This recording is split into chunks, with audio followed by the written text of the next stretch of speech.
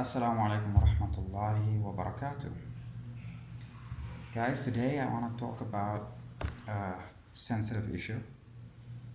Um, I generally always talk about sensitive issues, so there's no point introducing a topic and saying it's going to be a sensitive issue. But generally, the topic that I want to talk about today is about sex and independence. That, okay? So, how do the two relate?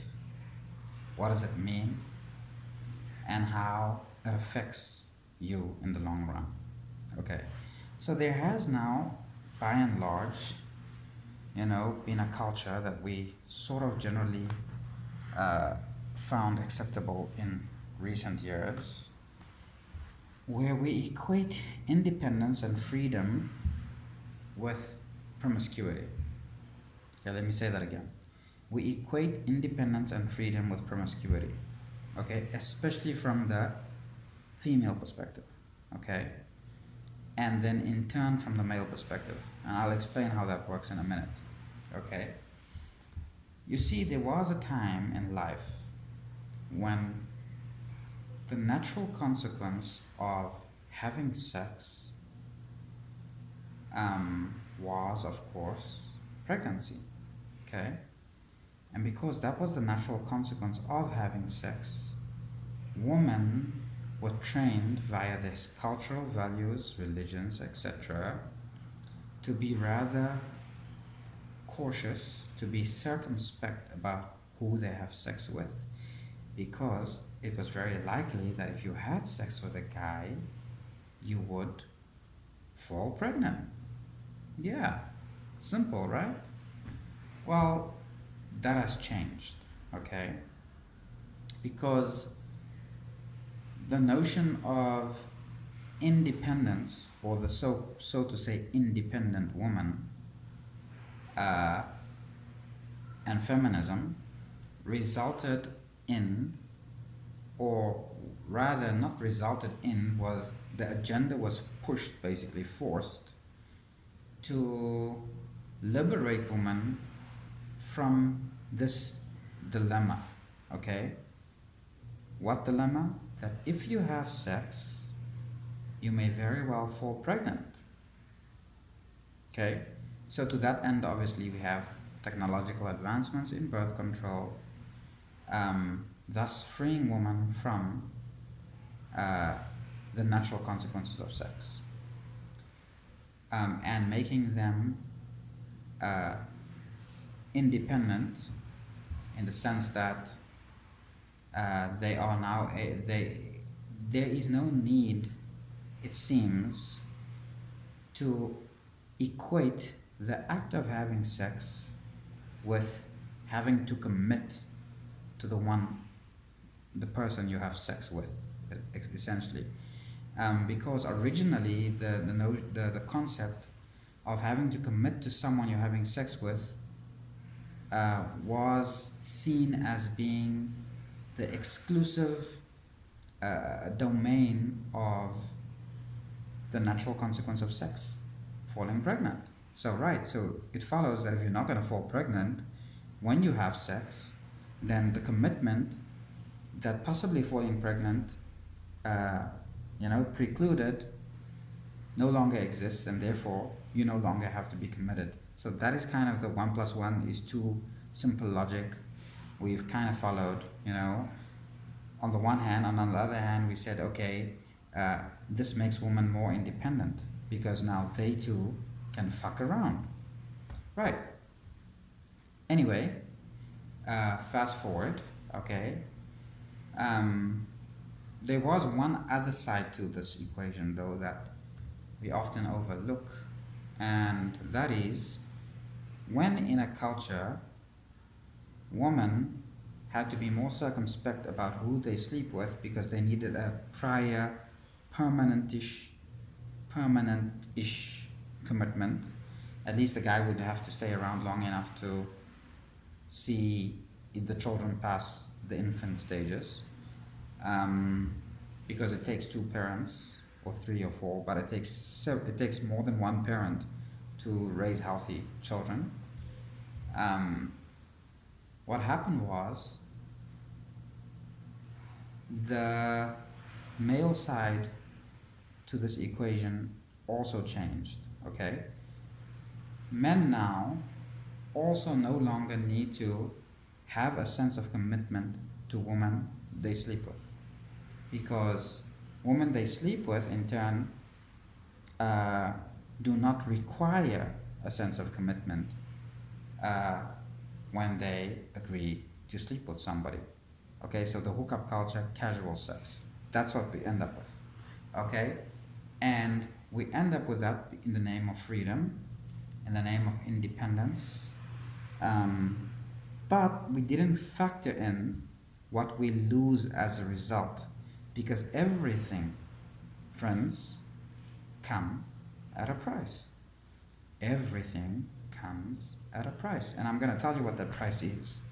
Okay, you see, the thing is, the reality of the situation is sex is not as simple as having sex and having babies.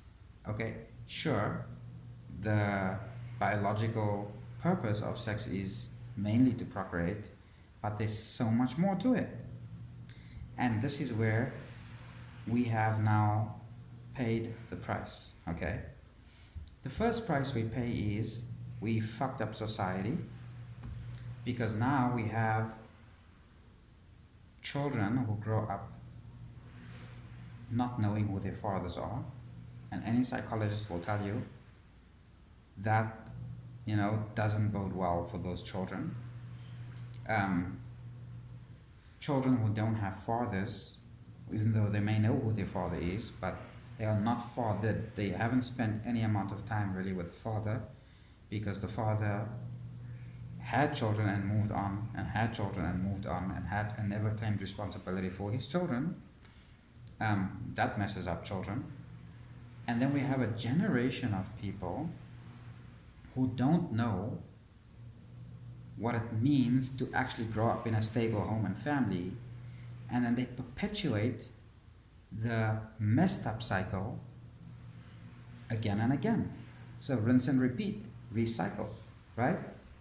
These young men become adults, and they go on to have casual sex with several women, never claiming responsibility, just like no one claimed responsibility for them.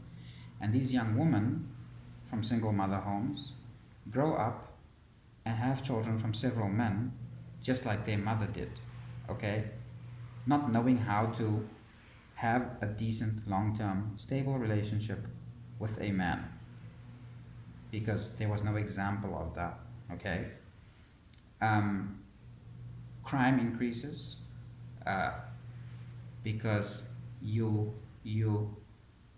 create a society of misplaced manhood or manliness, because men don't have, young boys grow up without fatherly role models who are responsible and who show that paternity requires sacrifice and hard work, go on to misdirect their masculine energy and take towards crime, you know, guns and drugs and hoes and whatever, right? As the ultimate sort of symbol of masculinity, you know. He's really cool if he could be like a gangster and a gunslinger, and he's got lots of bitches or whatever, right? That's kind of like the thing, you know. Not he's awesome because he has a wife and is responsible and he has children, okay? Because the long term has now been overlooked to give way for just short-term pleasures, okay? Instant pudding, okay? Microwave dinners, okay? Fuck now, think later, kind of thing. So basically what I'm saying is there's a lot more to sex. Forget about the children thing, okay? Let's look at it from another perspective, okay? What about sex as an emotional and spiritual exercise. Okay, to bring people closer together so that they connect in deeper ways, to sustain the long term, to have longevity in relationships, marriages, okay? Being the only legitimate form of relationship as far as I'm concerned, right? So, what about that? Okay, that gets lost because the fact of the matter is, both men and women have been designed to bond with each other. And part of that bonding with each other and the bonding exercise includes sex. And sex is an extremely important bonding exercise when it is exercised as a bonding exercise and not just to fuck. There's a difference. Okay? When women and men, but more so women, fuck around, and I don't mean sleep around, I don't mean have sex, I mean fuck around, they lose the ability to pair bond with a man because they experience a disconnect between their hearts and their vaginas. Simple as that, okay? They experience a disconnect. As a result, sex is no longer an emotional and spiritual bonding exercise that creates long-term, lasting, enduring emotional connections, but it is just an exercise of the body devoid of any of all of those other things, and so they never ever experience a truly deep, lasting emotional connection with a partner ever, basically, because they all fucked up now, right? The same goes for men. When you sleep around, guys, and you're sleeping around just to sleep around, okay? You don't like the woman necessarily, you don't love her, you don't exactly want her, you just wanna, have a quick one and walk off, okay? You lose the ability eventually, it takes longer, obviously, because men have been, in any case, designed to be polygynous and can love several women. But when you do it without the necessary emotional, spiritual, bonding exercise thing or to go with it, and sense of obligation and responsibility, then you lose the value of sex. Okay? You will find that when you reach the other side of 40 and 50, you can't get it up anymore. Okay? You will not be able to enjoy sex in a normal, humane fashion, and you will constantly seek a wide variety of young women because you need that much more to try to stimulate you so that you can still enjoy sex, because you have overexposed yourself, okay? Your mind is all fucked up, okay? So, what's the solution? Okay. Solution is, guys, our ancestors were not all fucked in the head. They were not stupid, okay? They knew what they were doing, okay? Maybe they went a little bit overboard. Maybe they were a little bit too strict. Maybe there were certain shortfalls in their insistence on monogamy, okay? I get it, I'm a guy, right? But even if you're gonna have several women, young men, claim that shit, okay? Those are your women, stick to them, only. Love them, honor them, look after them, and remain in your lane, basically. As for women, okay, y'all have not really been designed originally to actually fuck more than one guy, as sad as it sounds, right? Because look, biologically, one guy is suitable, if he's fertile, that is, to impregnate a woman, one particular woman, each and every time her body is ready to be impregnated and give birth. And since the biological function of sex is to conceive, it follows that biologically one man is enough for a woman. Okay? However, because the biological function of sex is to conceive, naturally men are predisposed to have children with several women because he is capable of impregnating several women because there's no downtime for a man, okay? One woman falls pregnant, there's no downtime, he can go on to fuck another woman and impregnate her too, right? But that's not the point. The point is, one woman really has only been designed to fuck with one man her entire life, okay? To have sex, I mean, not fuck, have sex. Emotional, spiritual, deeply connected sex with one man. Now, yes, you know, religions have been reasonable in the sense that there is such a thing as divorce, there is such a thing as getting married again, but then that happens maybe once or twice. So in your lifetime, maybe naturally, organically, to be a whole, emotional, spiritual, sexual human being, you maybe slept with 2 or 3 men in your lifetime, each one that you married.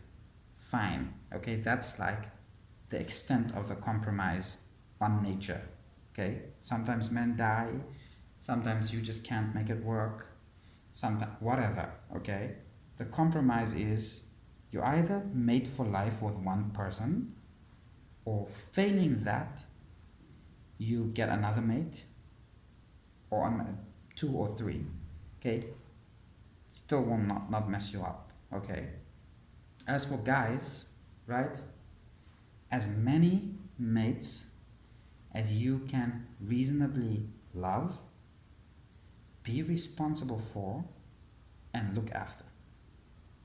And that, my friends, is the most natural way to go about sex, okay?